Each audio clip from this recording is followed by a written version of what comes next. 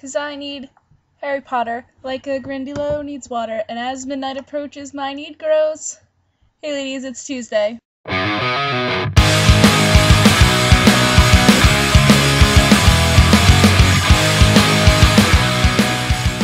because it's Harry Potter Tuesday, I dyed my hair red. You can't really tell, because it kind of looks just dark brown, but it's red, and it looks redder in person, and that's all I'm going to talk about my hair. I brought up the point in one of the essays from Sex, Drugs, and Cocoa Puffs that Boston is kind of viewed as a racist city, and especially because of the 1980s era Celtics.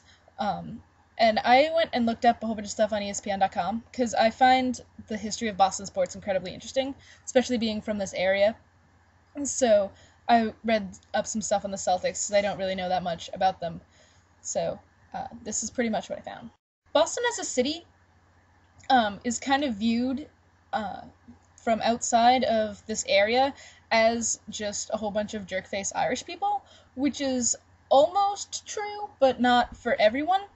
Time when you basically had two teams to root for, and it was the Celtics or the Lakers, and the Lakers were this amazing African-American team with Kareem and Magic Johnson on it, and then the Celtics were Larry Bird and Danny Ainge and some other people that I don't know. It was kind of a black versus white situation, clash, since both teams were so good, and they only played each other 3 times in the finals, which I read in the book.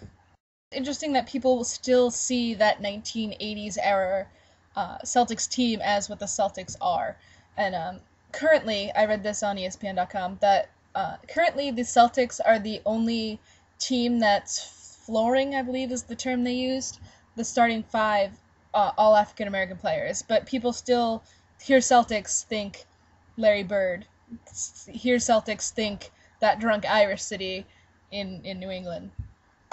Someone also brought up another interesting point in the same essay about generational stuff, and he said that rooting for the Celtics was like rooting for your father's team. You like them just because your dad liked them, and that rooting for the Lakers was like finding your own team and really liking them. And I thought that was interesting, especially that he used the Lakers-Celtics analogy for this particular essay.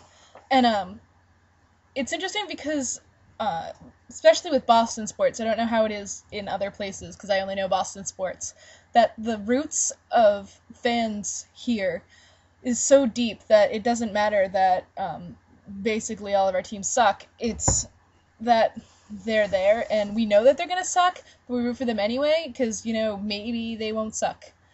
There's, like, a weird pessimistic optimism, I guess, through Red Sox fans. And Bruins fans, for that matter. And then Patriots are just amazing, apparently, now. And, the Celtics are doing pretty well. But there's always, like, this weird, you're a Red Sox fan because your dad was a Red Sox fan because your dad was a Red Sox fan. This point was brought up a little bit in the beginning of that Jimmy Fallon movie, Fever Pitch.